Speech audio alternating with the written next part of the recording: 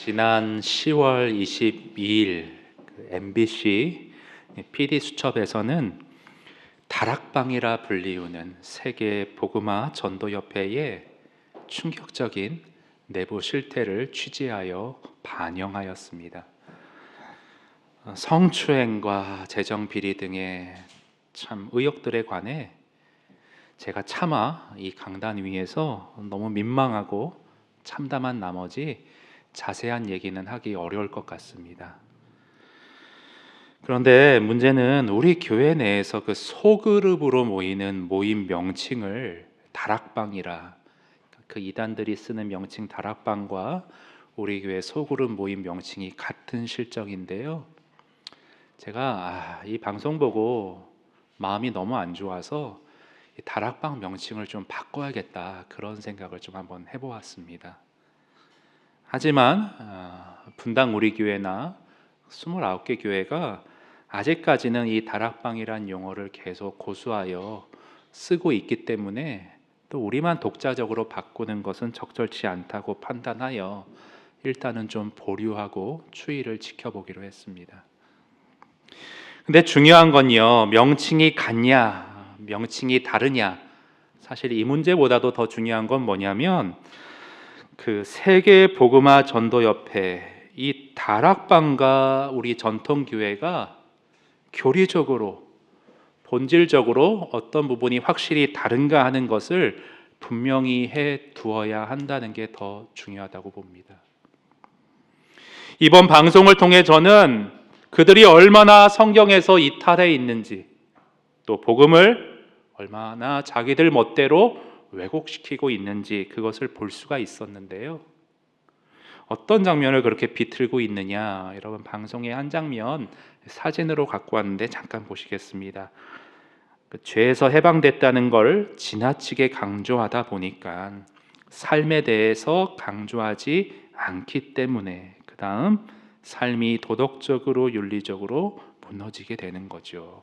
자, 이게 무슨 말인가 하면 좀 더 적나라한 그 장면을 볼게요. 다음 사진 보시겠습니다. 이성 문제를 죄악시한다는 것, 그러니까 성적인 이탈이나 성추행을 죄악시한다는 건 참 기가 막힌 얘기인데, 그거는 복음을 못 깨달은 애들이 생각하는 거지. 그 다음 이렇게 마음대로 죄를 짓고 해야 그게 복음을 제대로 누리는 거라는 말도 안 되는 궤변을 늘어놓고 있습니다.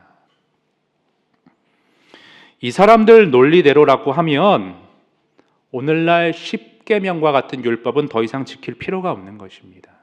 왜 그렇습니까?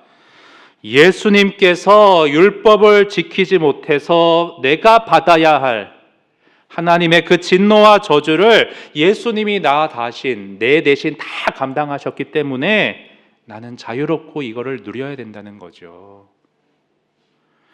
여러분, 교묘한 말장난입니다.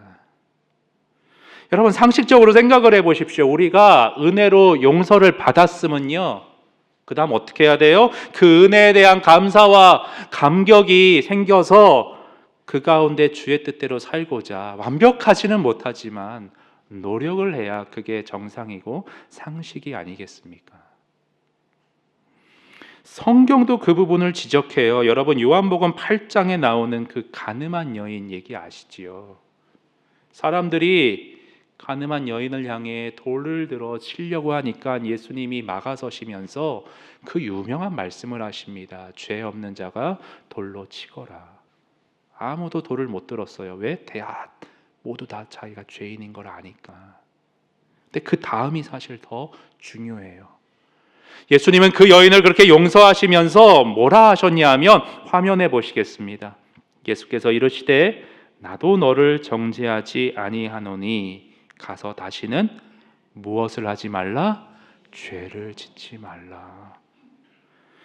용서해 줄 테니까 이제는 네 마음대로 방종하면서 죄 짓고 살아라, 그런 말 한 적이 없습니다, 여러분. 또 예수님 이런 말씀도 아예 쐐기를 박으셨어요. 율법에 대해 뭐라 하셨냐 하면 마태복음 5장에 내가 율법이나 선지자를 폐하러 온 줄로 생각하지 말아라. 폐하러 온 것이 아니요, 복음은 율법을 폐하는 것이 아니라 완전하게 하려는 것이다. 무슨 말이에요? 완전하게 한다는 것이 율법을 나는 지킬 수 없는데 복음 안에서, 성령 안에서 한층 더 강화시키고 확실하게 지켜나가게 한다는 겁니다. 예를 들어서 아까 간음한 여인에 해당되는 율법 10계명 뭐가 있습니까? 간음하지 말라. 옛날에는 실제 성추행이나 불륜 등만 저지르지 않으면 그만이었을지 모르겠는데 예수님은 한 단계 강화시켰어요. 어떻게 해요? 마음으로라도 그런 부적절한 생각을 하는 것이 죄이다. 네 마음과 생각도 지켜라. 여러분, 그런 맥락에서요, 오늘 10계명, 1계명과 2계명도 마찬가지예요. 눈으로 보이는 우상만 만들지 않고 거기 절하지 않으면 그만 아닙니다. 한층 더 강화되었어요. 어떻게 해요? 내 마음속 우상까지. 한번 오늘 말씀 그래도 한번 확인해 볼까요? 여러분, 본문 20장 3절, 4절, 5절인데 제가 먼저 3절 읽고 4절 읽어보겠습니다. 너는 나 외에는 다른 신들을 내게 두지 말라. 너를 위하여 새긴 운상을 만들지 말고 또 위로 하늘에 있는 것이나 아래로 땅에 있는 것이나 땅 아래 물속에 있는 것에 어떤 형상도 만들지 말며 그것들에게 절하지 말며 그것들을 섬기지 말라. 이렇게 되어 있습니다. 물론 여러분 그렇습니다. 우리 마음속 생각까지 전부 다 완전하고 정결하고 항상 깨끗할 수는 없어요. 우리 혈액 안에는 죄성이 흐르고 있기 때문에 늘 넘어지고 실패할 수 있습니다. 하지만 가을 부흥회 때 오신 우리 이현모 교수님 참 인상적인 단어 한 가지 기억하시나요? Good try. 과정 중에 만들어져 가고 있는데 단번에 이르지는 못할지라도 그 과정의 노력을 성령이 계속 칭찬하고 격려해 주신다는 거죠. 그 도닥임 속에 우리는 정진해 나아가야 되는 거고요. 그럼 일단 이러한 이해 속에서 우선적으로 1단계로 1계명과 2계명의 정신으로 그 마음으로 들어가기 전에 외형적인 준수 사항이 뭔지 한번 점검하고 가도록 하겠습니다. 여러분, 그 어떤 분들은요, 오늘 본문 3절에 너는 나 외에는 다른 신들을 내게 두지 말라. 이걸 어떻게 비꼬냐 하면 하나님은 너무 독단적이고 독점적으로 우리를 움켜쥐려고 하시는 분이시다. 이렇게 비꼬는 분들이 있는데 아니에요. 조금만 생각하면 너무나 상식적인 요구입니다. 2주 전에 저희 딸이 설교 준비를 쫙 하고 있는데 이렇게 다가오더니 마우스를 딱 뺐더니 이렇게 쓱 보는 거예요. 그러더니 오늘은 내 얘기가 없네. 좋아. 근데 어제는 검열을 안 당해서 여기 지우라고 딱 써놨습니다. 네. 여러분, 만약에 지우가 나 아닌 다른 아빠, 친구 아빠를 더 좋아하고 따르고 하면 제가 얼마나 속상하겠어요. 하나님 마찬가지죠. 다른 신들을 내게 두지 말라. 상식적인 겁니다. 그럼 다시 앞으로 돌아와서 우리가 하나님 외에 어떤 형상들을 주조해서 이렇게 뚝딱뚝딱 만들어서 세워놓는 그런 우상은 뭐가 있을까? 현대에 내 주변에 뭐가 있을까? 좀 지나친 분들은요, 그 광화문에 세종대왕 동상, 이순신 동상 그것도 부정적으로 접근하더라고요. 근데 저는 그렇게까지는 아닙니다. 우리가 세종대왕 동상에 절하는 것도 아니고요. 그분이 우리 역사에 남긴 족적을 기리고 그렇게 좀 세우기 위해서, 기억하기 위해서 세운 동상일 뿐이지 그것을 하나님보다 더 섬기거나 하지 않으면 그만입니다. 상관없습니다. 근데 이거는 좀 문제가 되는 것 같아요. 그 산속에 있는 절에 있는 부처상, 거기서는 정말 1000번 절을 하고 빌고 인격체도 아닌데 물체일 뿐인데 신격화하는 것은 분명히 이 말씀에 위배되는 것이라 생각합니다. 근데 여러분, 이건 어떻게 생각하세요? 성당에 있는 마리아상 우상 숭배일까요? 아닐까요? 제가 왜 천주교에서는 마리아상을 세웠는가 좀 조사를 해보니까 이런 연유가 있더라고요. 하나의 이론인 것 같은데 저는 동의하지 않습니다. 뭐라 말을 하냐 하면 우리 문화는 가부장적 문화, 유교 문화였잖아요. 그러니까 아버지들은 어렵고 무서운 거예요. 하나님 아버지께 나아가기가 부담스러우니까 엄마 찬스, 만만한 엄마한테 말을 해서 아버지께 들어가게 하기 위해서 성모 마리아에게 말한다는 거죠. 친근하게. 저는 이건 좀 아니라고 보고요.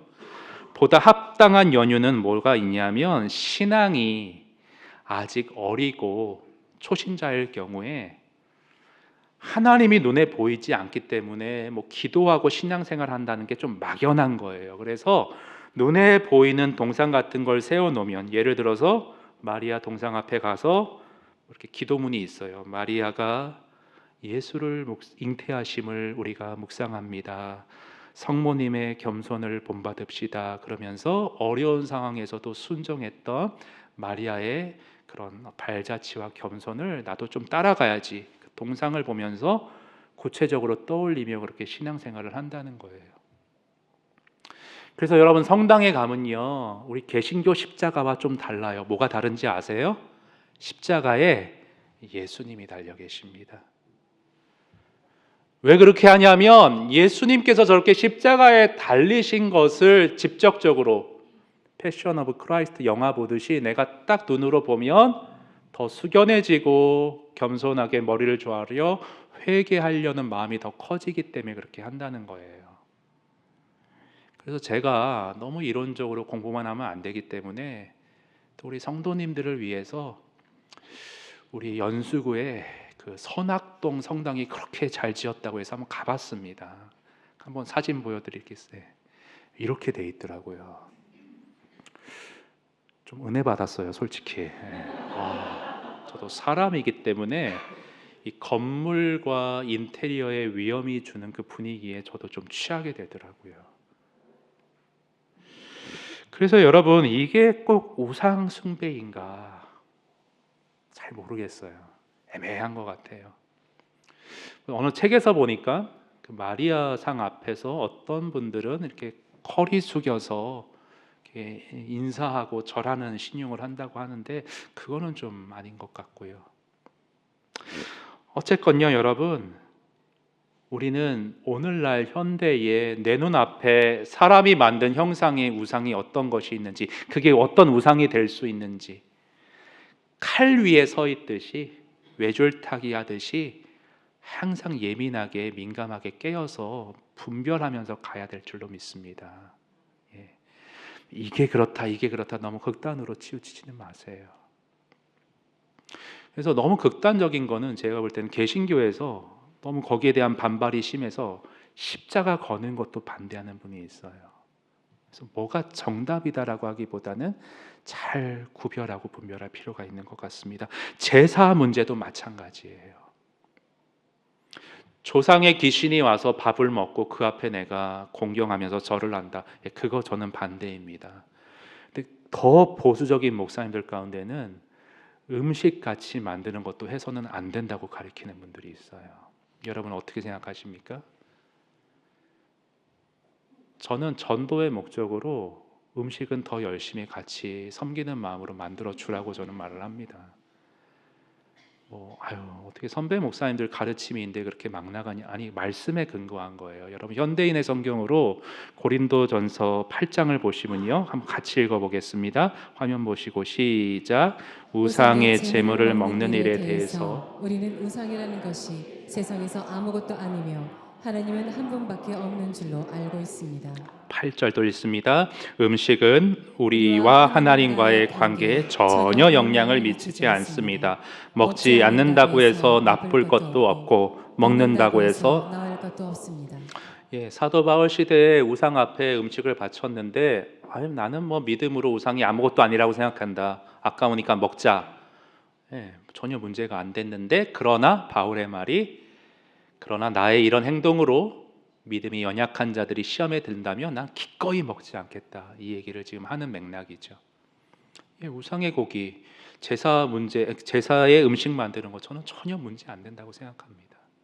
내가 거기에 뭐 이렇게 우상숭배의 마음으로 더 이렇게 만들고 우리 조상이 진짜 먹는다고 생각하면서 만들지 않는 이상 저는 문제될 게 아니라고 생각합니다. 칼날과 같이 위에 있듯이 세밀하게 분별하고 잘 구분해 나가야 돼요. 마지막으로는요, 저와 여러분의 알게 모르게 있는 속성 가운데 그런 게 있습니다. 우리는 자꾸 눈에 보이는 어떤 사람을 추종하고자 하는 그런 본성이 있어요. 우상숭배의 본성이 있어요. 영웅을 추종하려고 그러고요, 정치인들을 굉장히 지지하려는 마음이 있습니다. 근데 늘 겪는 게 뭡니까?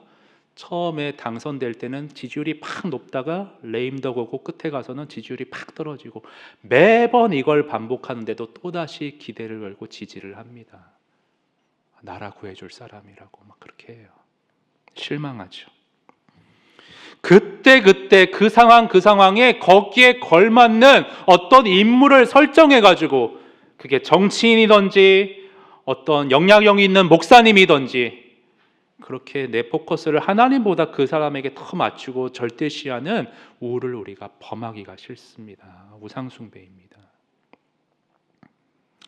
자, 이 정도로 정리를 좀 하고요. 그 다음 단계로는 이제 이렇게 외적인 어떤 주조된 형상을 넘어서 이제 우리 정신과 마음 속에 들어올 수 있는 우상은 어떤 것들이 현대에 있는지 살펴보겠는데요. 제일 먼저 지적하고자 하는 것은 돈입니다. 돈. 자본주의 사회에서 가장 강력한 힘을 발휘하고 있는 돈. 우상이 되기 쉬워요. 일찍이 예수님은 이것을 아셨기에 부자 청년에게 이런 지적을 합니다. 예수님, 제가 하나님의 계명을 다 지켰습니다. 그래? 그렇다면 내가 볼 때는 네가 집착하여서 마음속 우상으로 내려놓지 못하고 있는 게 바로 돈인데, 네 재산 다 팔아서 한번 나눠줘 봐라, 가난한 자들에게. 성경 뭐라고 그래요? 부자 청년이 근심하며 돌아갔다. 순종하지 못했다고 되어 있습니다. 우상을 내려놓지 못했어요. 그래서 이런 맥락에서 마르틴 루터가 그 십계명을 해설한 대요리 문답에서 이런 글을 쓴 것을 좀 가져와 봤습니다. 이 계명은 1계명과 2계명은 너의 마음을 오직 하나님께만 두라는 뜻입니다. 만몬에게 내 마음을 두지 말고 참 신이신 하나님께 두라는 것이죠. 여기서 만몬은 구약시대 돈과 재물의 신입니다. 만몬을 섬기는 이들은 모든 마음을 돈과 재물에 두고 있는 사람들입니다. 만몬을 신뢰하는 것과 마찬가지로 또 어떤 것들이 있냐면 지식, 권력, 우정도 우상이 될 수 있고요. 명예를 신뢰하는 자들도 똑같습니다. 이들 역시도 일종의 신을 섬깁니다. 이러한 것들 외에 지금 돈 외에도 지식, 권력, 우정, 명예 이런 것들 루터가 열거하고 있는데 뭐가 또 있을까 생각해 봤어요. 자녀 교육도 우상이 될 수 있는 것 같아요. 사교육비를 마련하느라고 정말 제가 볼 때는 연봉이 작은 게 아니거든요. 근데 너무 그 정도가 지나쳐서 투잡을 뛰시는 그런 분을 제가 본 적이 있습니다. 근데 그분이 놓치고 있는 게 뭔 줄 아세요?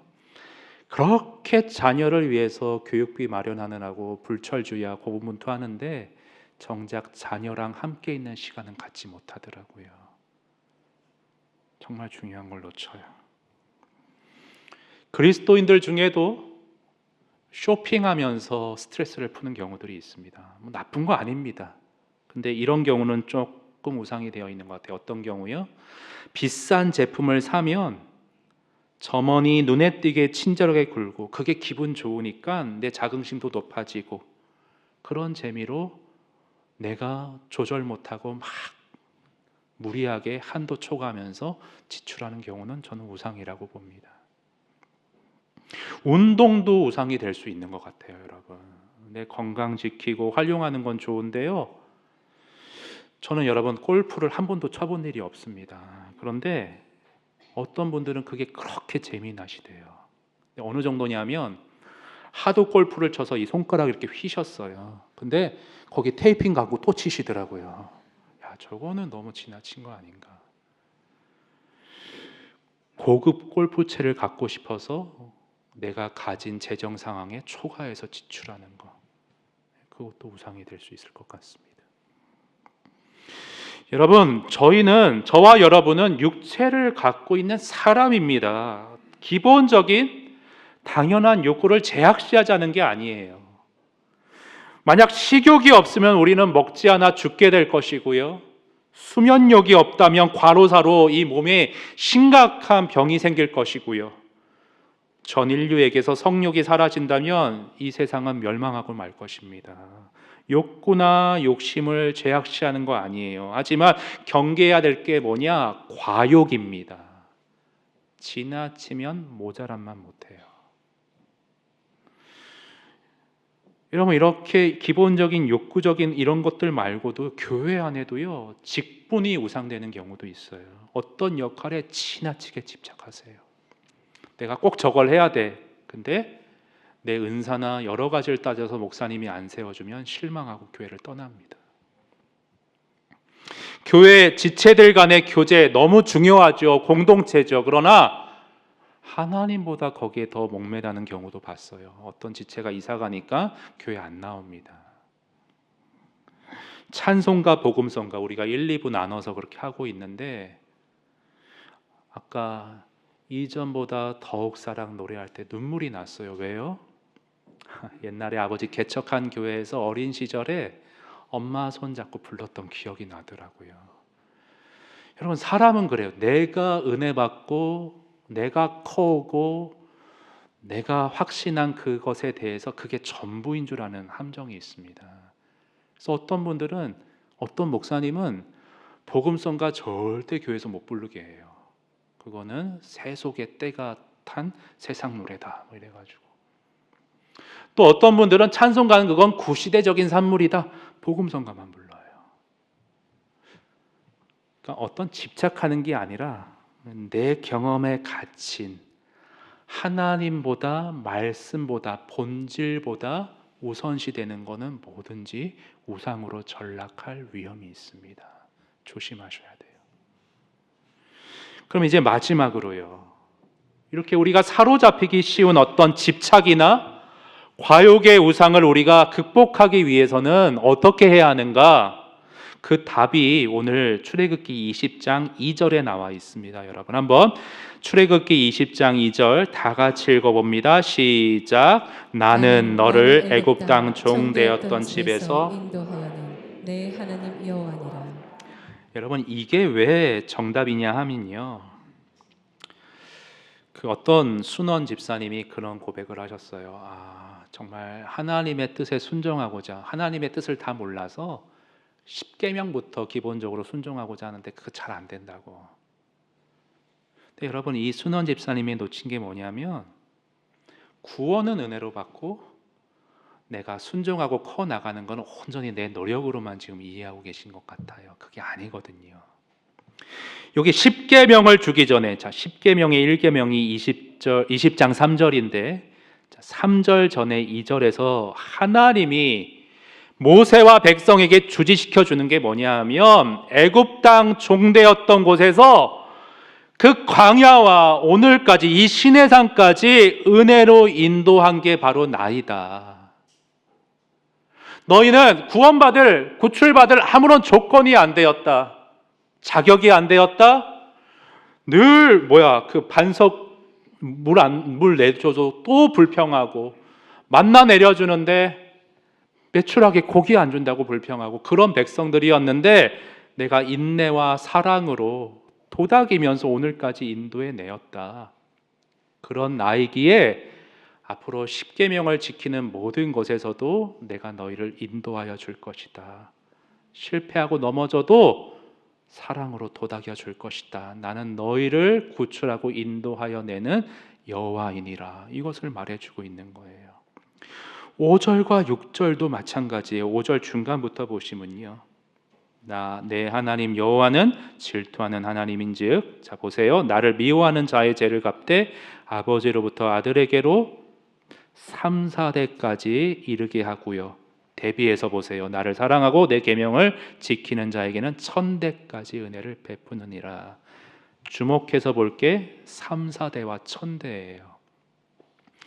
너희가 넘어지고 실수하며 나는 공의의 하나님이기 때문에 다그칠 수도 있겠지만 그와 비할 수 없는 1000대까지 은혜를 베풀고자 하는 하나님, 어떻게든 용서하고자 하는 나, 어떻게든 너희를 끝까지 붙들고 가고자 하는 나이기에 이 계명 받고 또다시 우상이 생기고 또다시 허물었다가 또다시 세우더라도 너희 숱하게 금송아지 만들었어도 나는 너희를 포기하지 않았던 여호와기에 내가 너희를 이 계명을 지키는 자로 온전한 자로 세워가도록 인도하여 줄 것이다. 1000대까지 은혜를 베풀 것이다. 말씀을 해주고 계십니다. 여러분 이것을 잘 이해하셔야 돼요.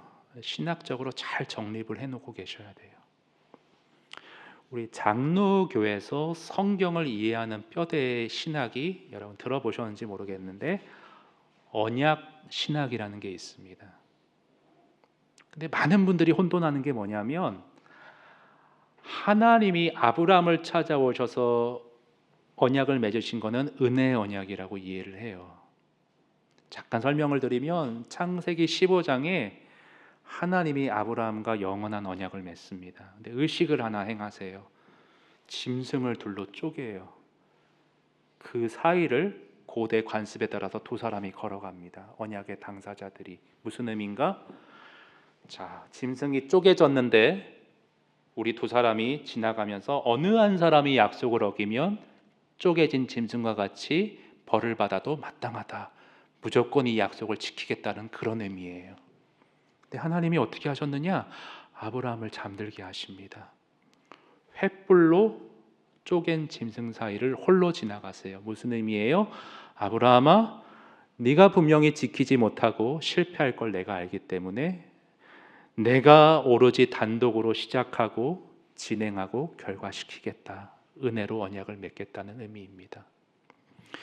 그런데 그렇게 언약을 맺으셨는데 오늘 시내산에 모세와 맺은 언약에 대해서는 하나님이 조건을 다는 것처럼 보입니다. 여러분 20장에서 앞으로 한 장 넘기셔서 출애굽기 19장 굉장히 유명한 본문인데요. 5절 6절을 한번 같이 읽어보겠습니다. 5절 6절 같이 읽습니다. 시작. 세계가 다 내게 속하였나니 너희가 내 말을 잘 듣고 내 언약을 지키면 너희는 모든 민족 중에서 내 소유가 되겠고 너희가 내게 대하여 제사장 나라가 되며 거룩한 백성이 되리라. 너는 이 말을 이스라엘 자손에게 전할지니라. 얼핏 보면 내 말 잘 지키면 오케이, 못 지키면 아웃 이렇게 보이거든요. 근데 문맥 가운데 이해하셔야 돼요. 먼저 박영성 목사님의 글을 화면에서 보겠습니다. 시내산에서 맺어 시내산 언약이라고 하는 이 언약은 하나님의 백성이 되는 조건으로서의 언약이나 율법이 아닙니다. 이것을 지키면 내 백성이 되고 이것을 지키지 않으면 내 백성이 아니라는 것을 이야기하는 것이 아니라 너희가 내 백성이기 때문에 이런 계명을 준다라는 말이 전제되었다는 것 놓치지 말아야 합니다. 여러분 이게 무슨 말이냐 하면 19장 4절 보세요. 10계명을 줄 때와 똑같은 얘기를 하고 있어요. 내가 애굽 사람에게 어떻게 행하였음과 내가 어떻게 독수리 날개로 너희를 업어 여기까지 인도하였음을 너희가 보았느니라. 지키면 오케이 아니면 아웃 이게 아니고요. 독수리 날개로 너희를 업어 올렸듯이 낭떠러지에서 떨어질 것 같으면 다시 날개 펴서 올리고 또 떨어지면 올리고 이렇게 끝까지 너희를 포기하지 않고 이끌어온 나인데 너희는 이토록 내가 애지중지하는 특별한 자녀이기 때문에 이 계명을 잘 지키기 바란다는 거예요. 여러분 자녀를 사랑하면 네가 뭐 어떻게 살아가든 나는 모르겠다 네 인생이지 그렇게 하지 않잖아요. 조언도 해주고 지원도 해주고 길잡이도 되어주고 그게 마땅한 부모의 마음인 거잖아요. 근데 중요한 건 뭐냐면요, 이렇게 조언해 주시고 이끄시는데 우리 하나님 아버지는 절대 강압적으로 하는 하나님이 아니라는 거예요. 여러분 지금 10계명을 주는 타이밍을 보세요. 광야에서 불평하고 원망할 때 지금 줬나요? 아니잖아요. 모세가 하나님 앞에 땡깡 부릴 때 줬나요? 아니잖아요. 어느 정도 자라게 하시고 이때가 됐다 싶을 때 주시는 거거든요. 여러분, 그 퀴즈 하나를 내겠는데 멘토와 꼰대의 차이를 아세요, 여러분? 제가 한번 TV에서 재미있어서 한번 가져와 봤습니다. 멘토와 꼰대 모두 충고를 한다.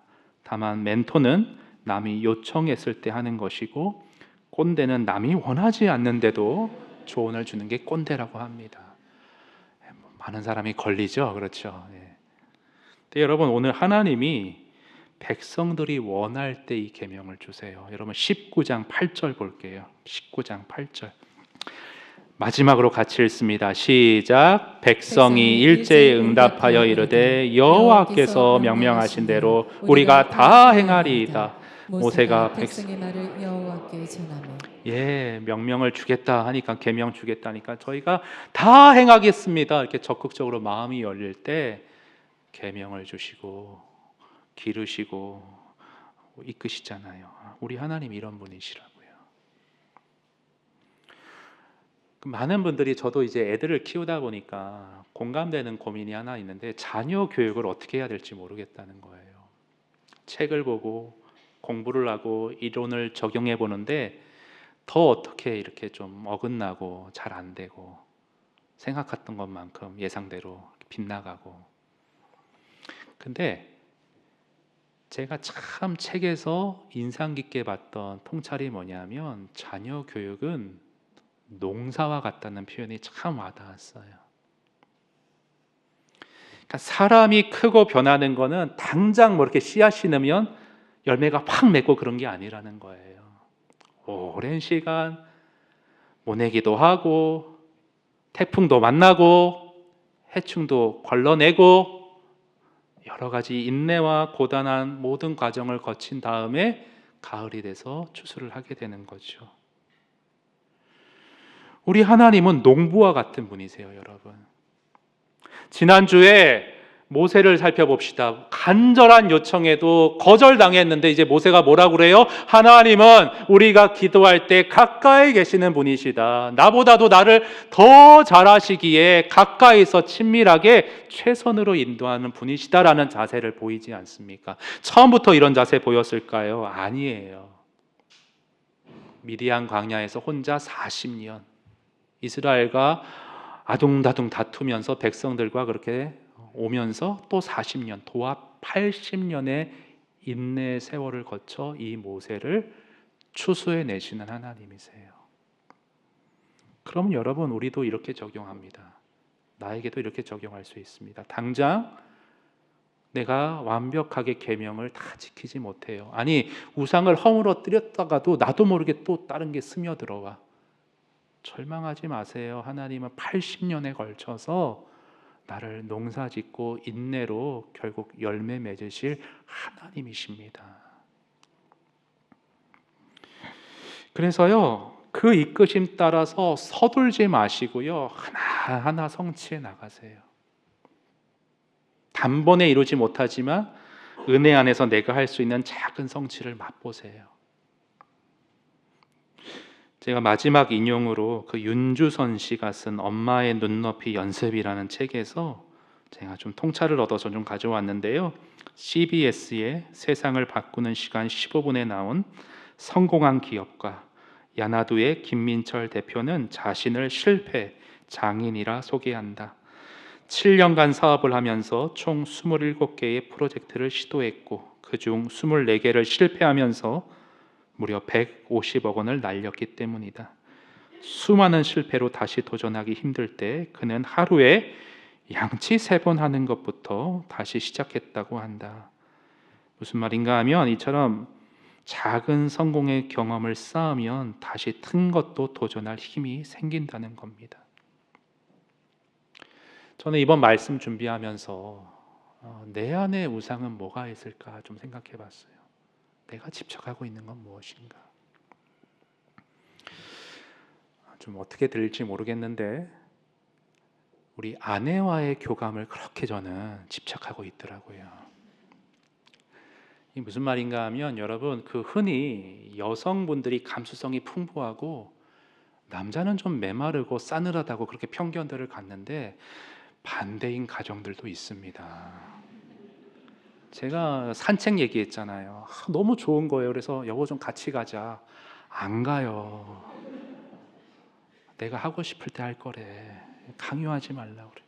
그래서 제가 산책을 하니까 저희 동네는 송도보다 좀 덜 추워서 그런지 이제 끝가을이 이제 왔습니다. 그래서 낙엽이 너무너무 이쁜 거예요. 그래서 사진을 찍어서 야, 이 보내주면 이제 좀 나오겠구나. 그래서 사진을 쫙 보내줬어요. 그런데 두 글자의 단문이 왔습니다.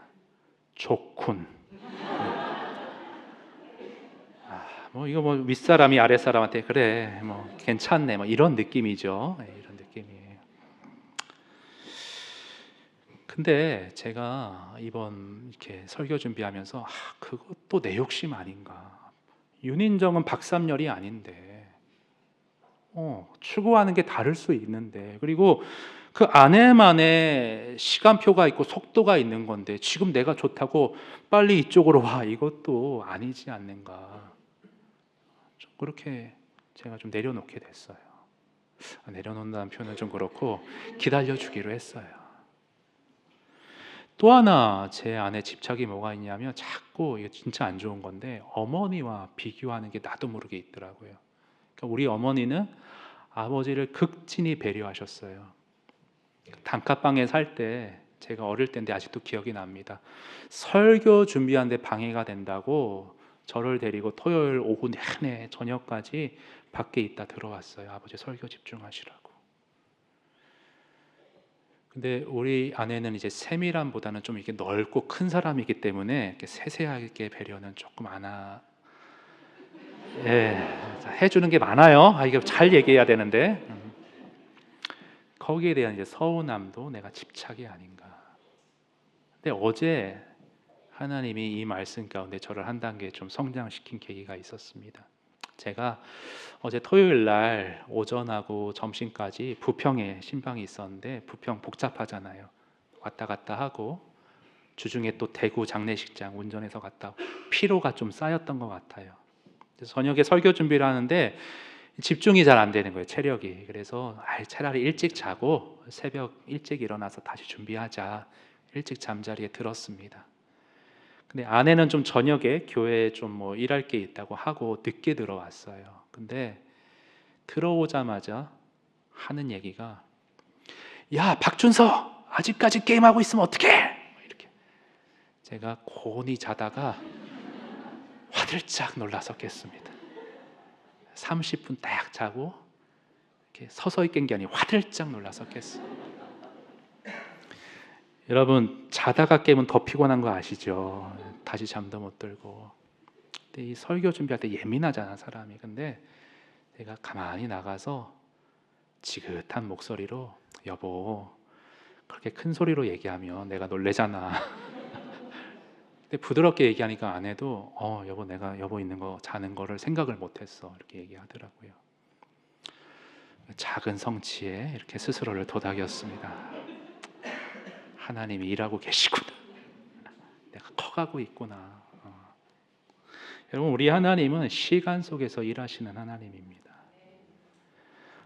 목사님 뭐 이렇게 별거 아닌 거를 대단한 것처럼 아니요.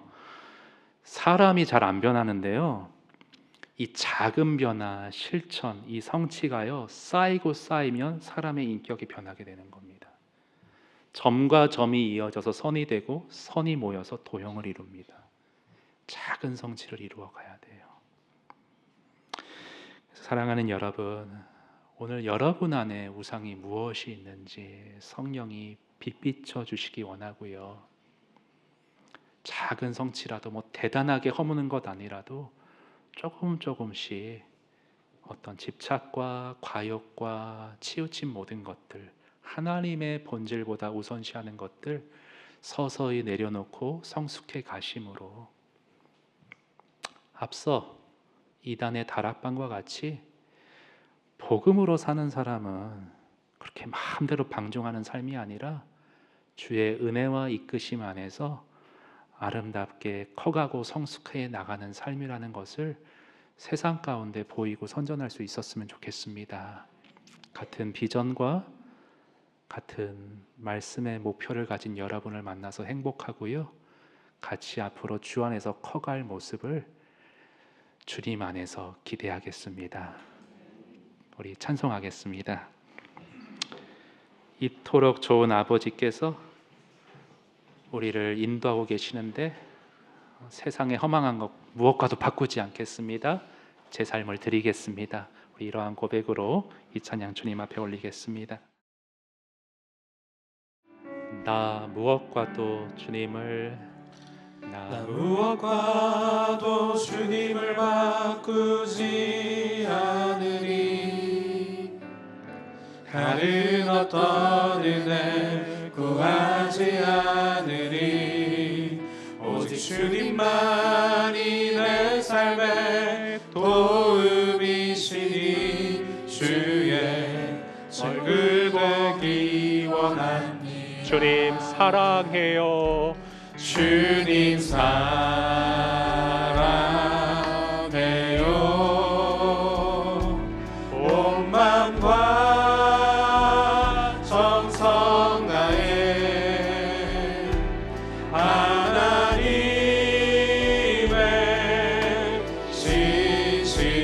신실한 친구 되기 원합니다. 나 무엇과도 주님을 바꾸지 않으리. 다른 어떤 은혜 구하지 않으리. 오직 주님만이 내 삶의 도움이시니 주의 얼굴 보기 원합니다. 주님만을 사랑합니다. 주님 사랑해요.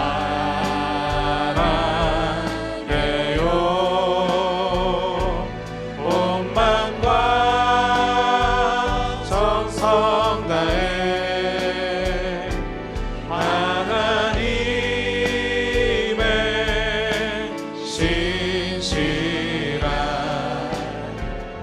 친구 되기 원합니다. 이토록 좋은 주께서 주신 모든 은혜 주께서 주신 모든 은혜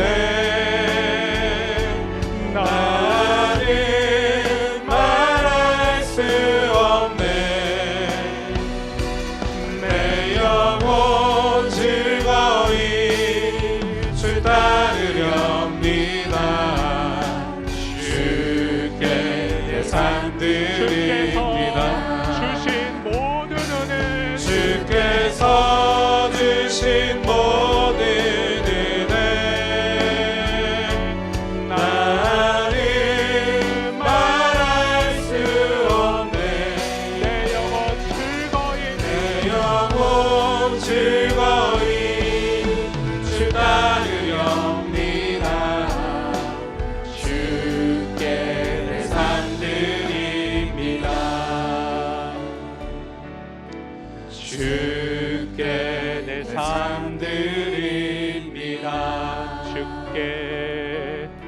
주께 내 삶 드립니다.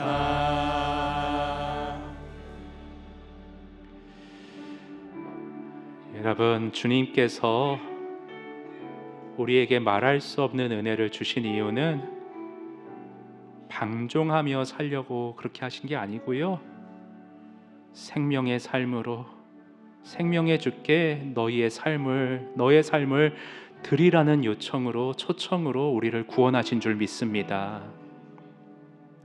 여러분, 그러나 우리는 우리의 힘으로 우리의 존재와 삶을 주님 앞에 온전히 내어 드릴 수 없습니다. 부족합니다. 넘어집니다. 오늘도 실패합니다. 그러나 독수리 날개로 업어 오늘까지 나를 인도하신 하나님, 그 하나님이 오늘도 내일도 영원토록 나를 포기하지 않고 사랑으로 이끄실 주님이신 줄 믿습니다. 여러분, 나도 모르게 우상이 스며들어오고 세속의 생활에서 나도 모르게 때가 타고 또다시 세워지더라도 그런 나를 끝까지 잡아주실 주님, 그런 나를 끝까지 인도하실 주님 믿고, 주님 오늘 제 안의 우상을 허물기 원합니다. 성령님 보여주시고 주님의 인도하신 가운데 계속해서 이 우상들을 허물어 나갈 수 있도록, 그래서 오로지 주님만 사랑하는, 주님이 기뻐하시는 영혼 될 수 있도록, 자녀 될 수 있도록 주님 저를 인도하여 주시옵소서. 우리 이 기도 제목 가지고 주님께 나아가 합심하여 함께 기도하도록 하겠습니다. 함께 기도드립니다. 하나님 아버지,